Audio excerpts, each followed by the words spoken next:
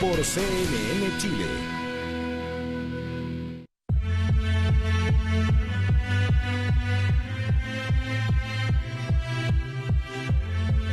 Volvemos en Nuevo Pacto en la conversación con Claudio Assad sobre esta relación que a veces se nos olvida entre los microorganismos, nosotros, que en este caso no somos protagonistas, sino más bien como la casa de los microorganismos, y todo este coronavirus que nos ha llevado a repensar.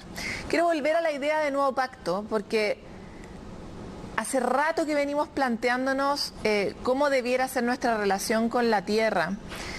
Cómo podríamos establecer un nuevo pacto, en este caso, con las otras especies, que, pongamos las cosas en perspectiva, los pueblos originarios estaban antes que los conquistadores y definitivamente las otras especies y los microorganismos estaban antes que nosotros.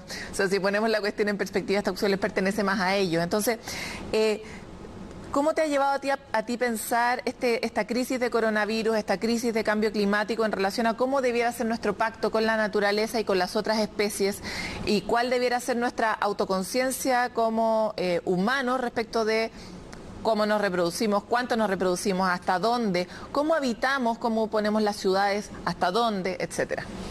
Sí, bueno, yo creo que la evidencia, y no solo la evidencia, la historia y la historia reciente de los últimos 5 años incluso, es súper clara. O sea, de la gran crisis ambiental que estamos viviendo, los 3 ejemplos más claros, el cambio climático, la pérdida de biodiversidad y ahora las enfermedades emergentes con origen en vida silvestre, solo nos pueden decir de que hemos traspasado los límites como humanidad, los límites lógicos, ¿cierto?, para protegernos a nosotros mismos, ¿ya? Como te decía anteriormente, estos 3 grandes ejemplos de la crisis ambiental tienen el origen común en la sobrepoblación humana, y yo creo que esto nos dice de que no más, o sea, somos muchos, por un lado, y por otro lado, el sistema económico mundial que tenemos, digamos, que es cortoplacista, que ve el mes a mes, que ve al fin del año, las elecciones presidenciales que sean a 4 años, qué sé yo, eso también es cortoplacismo. Ganar el voto fácil eventualmente porque tengo que ganar una elección y estoy comprometido y tengo conflicto de interés, eso no nos va a llevar a ningún lado, ¿ya? Y lo que nos falta como humanidad es, uno, apoyarnos en la ciencia, porque la ciencia ha sido bien clara en estos temas, sobre todo relacionados con la crisis ambiental y las enfermedades emergentes, ser responsable. Y como humanidad tenemos que mirar a largo plazo, ¿ya? Los temas complejos que estamos viviendo no son de 1 año, 2 años, son de 10, son de 50, son de 100 años. El cliché, yo creo que es válido, el cliché de que tenemos que pensar en qué mundo le vamos a dejar a nuestros hijos es súper válido, y a los hijos de nuestros hijos, y por último no pensemos en nuestros hijos, que no, ojalá que no sean muchos, ¿cierto?, porque ya somos muchos en el planeta, pero a nuestra casa, ¿cierto?, el planeta Tierra. ¿Qué planeta Tierra le estamos dejando a las futuras generaciones, ¿cierto? Ya, pero pongámonos autoridad. Imaginemos que tú tienes hoy día la posibilidad. ¿Qué medidas deberíamos tomar los humanos para establecer un pacto más equilibrado con la naturaleza? Ya.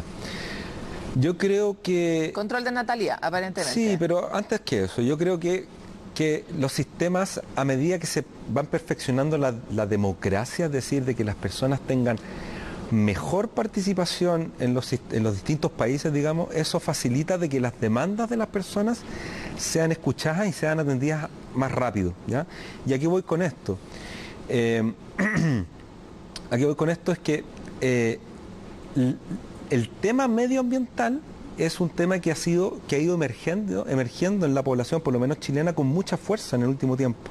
Nosotros en nuestra Universidad Andrés Bello, en el Centro de Sustentabilidad, hacemos una encuesta todos los años y hemos monitoreado cómo la problemática ambiental hoy en día es la tercera, digamos, el tercer lugar de lo más importante para las personas, después de la salud y después de las pensiones, por ejemplo. Entonces, la gente nos está diciendo algo. Entonces, que nuestros sistemas, nuestras democracias puedan recoger eso rápidamente es algo beneficioso. Y después, yo creo que las medidas concretas que se pueden tomar para poder abordar estos temas relacionados con nuestro entorno y el medio ambiente, corren por 2 lados, los gobiernos, pero también las personas. A nivel de gobierno, pensar en el largo plazo, poner el beneficio de las personas por sobre el beneficio propio, que es lo que estamos hablando con esta crisis pero aquí política. aquí no solo habría que poner el beneficio de las personas, sino también el beneficio de las especies, ¿no? O sea, como... Sí. Y en ese sentido, por eso es tan importante este concepto de que nosotros, como seres humanos, dependemos de la vida silvestre, vivimos en equilibrio con la vida silvestre. Y bueno, hemos estado conversando de que somos muchos en el planeta, quizás Chile no es el tema más presionante en cuanto a que no somos una población altamente poblada, pero hay un tema que es súper interesante, creo yo, que es también dejar de ver, como chileno lo digo ahora, dejar de ver los problemas que vivimos en el mundo como que somos chilenos, somos habitantes del planeta Tierra, ¿ya? De hecho, la medicina... la frontera, en el fondo. Es sin duda. De hecho, la medicina de la conservación, hoy en día se ha actualizado un poquito el concepto, pero son un poco de lo mismo, que se llama el One Health, que es una sola salud, ¿ya? La salud de las personas, la salud de los animales domésticos, la salud de los animales silvestres y la salud de los ecosistemas está toda conectada, ¿ya? Entonces, si bien el problema de densidad poblacional está principalmente en Asia, en China, en India, en partes de África, si bien las enfermedades emergentes, ahora esto es una pandemia y nos va a llegar, pero muchas veces son epidemias que están localizadas en estas partes del mundo, nosotros igual, y el cambio climático es lo mismo, si bien nosotros no somos los que más contribuimos, como Chile digo, contribuimos a la emisión de gases de efecto invernadero, sí son otros países y somos todos en el planeta los que podemos a nivel personal y después con nuestro voto, nuestros gobernantes, ¿cierto?, tomar las decisiones para que esto cambie de una vez por todas. También estos problemas tienen una grave raíz en la iniquidad social, es decir, son unos pocos los que contaminan más, ¿cierto? Los países más ricos, los países más industrializados, por ejemplo, con el tema del cambio climático, son unos pocos los que tienen el privilegio de viajar más al extranjero, de vacaciones, y que son, lamentablemente, en este caso el coronavirus, ¿cierto?, son los que trajeron el coronavirus a Latinoamérica, o desde China fue a Europa, o los viajes entre Europa y Chile, por ejemplo. Son unos pocos, o no son la mayoría de la población, los que están consumiendo fauna silvestre, sobre todo en África, en países pobres, en China, también un tema cultural ahí muy fuerte, pero producto de esos pocos, en estas distintas dimensiones, pagamos todos como humanidad. Entonces, la responsabilidad no solo es de las personas, sino que también de nuestros gobernantes, pero nuestros gobernantes los elegimos nosotros. Claudio, nos queda muy poco rato. Existe una ley que está bastante frenada, pero que podría tener un buen impacto, que es la ley de biodiversidad en general. ¿Qué harías tú en relación a esa ley y por qué es importante en el marco de un problema como el coronavirus? Sí, bueno, la ley del Servicio de Biodiversidad y Áreas Protegidas será, y yo lo digo será porque es algo inminente y va a ocurrir, será un gran avance para nuestro país, algo muy necesario, porque es gestionar la biodiversidad a través de un servicio especializado que esté alojado en el Ministerio de Medio Ambiente, cosa que no ocurría en Chile, que estaba antes disgregado en varios, digamos, ministerios que tenían incluso filosofías, por decir así, opuestas. Por ejemplo, el Ministerio de Agricultura en realidad principalmente está enfocado en promover la agricultura, pero muchas veces esa misma agricultura es la que termina como un driver, una causa de extinción de especies. Entonces, todo esto va a estar ahora alojado en un servicio y eso es un paso positivo, sin duda, ¿ya? Hay temas que son complejos, por ejemplo, de financiamiento. ¿Quién va a financiar este servicio? ¿Quién va a dotar del personal necesario?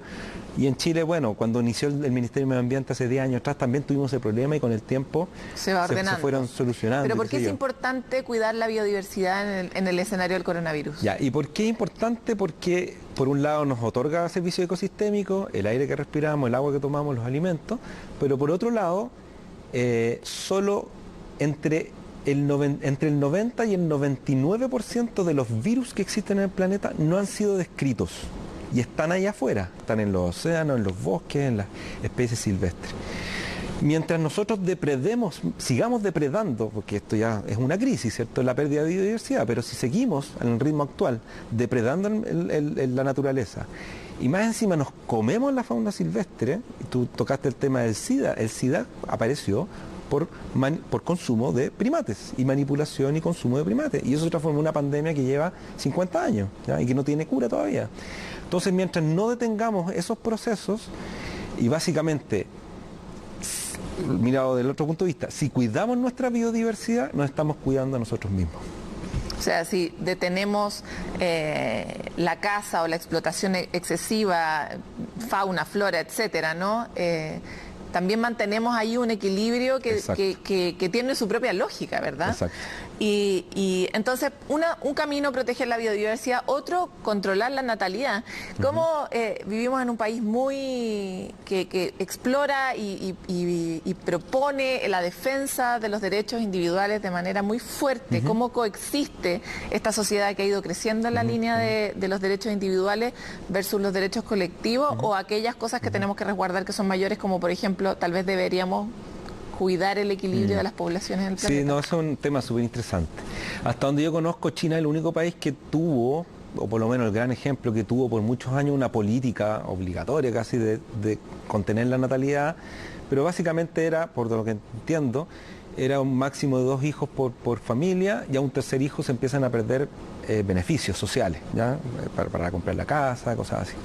Eso lo levantó China, ojo, lo levantó hace un par de años y ya no corre, ¿ya?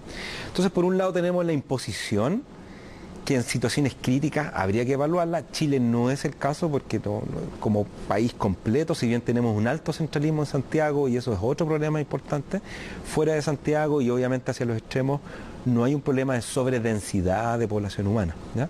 A nivel global es un problema súper importante. Recuerdo que Sebastián Piñera, nuestro presidente, hace un par de años, un año, declaró de que él iba a promover una política para que las familias chilenas tuvieran más hijos porque la población se estaba envejeciendo. Ese no es el camino, creo yo. Pero más importante que todo eso es el tema de educación. Los países que tienen crecimiento negativo a nivel poblacional son los países nórdicos de Europa, y en países generalmente modernos, países un poquito más ricos, de la OCDE, por ejemplo, las tasas de crecimiento poblacional son muy bajas, o son planas, o algunos países están declinando, ¿cierto? Y Chile es uno de esos ejemplos, ¿ya? Entonces yo creo que también es algo que viene solo, digamos, a medida que la población está más educada, hay más educación en el tema sexual, por ejemplo, con todo el tema de embarazos no deseados cuando somos jóvenes, las medidas profilácticas, el acceso a la educación, el ser profesional. Todas esas medidas de alguna forma llevan a que las personas puedan tomar decisiones más informadas y mejores sobre generar familia, que es algo que es súper importante y que obviamente uno no puede llegar a imponer cuántos hijos puedes tener, digamos, pero sí lo que dice la tendencia es que las sociedades, mientras están más educación educadas, que control de natalidad, en síntesis. Disminuyen su crecimiento poblacional exponencial, por lo menos, que es lo que estamos viendo en el planeta, que eso no tiene, eso no tiene buen futuro, buen pronóstico. Muchas gracias, Claudio, por esta entrevista. Esperamos tenerte otra vez en Nuevo Pacto. Muchas gracias, Paloma.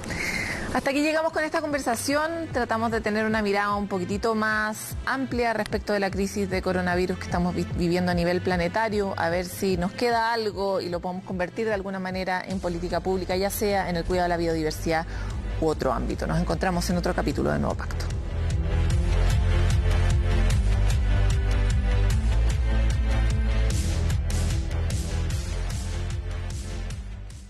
Estaba a punto de comer cuando se preguntó: ¿Esto tiene lactosa? oh sí,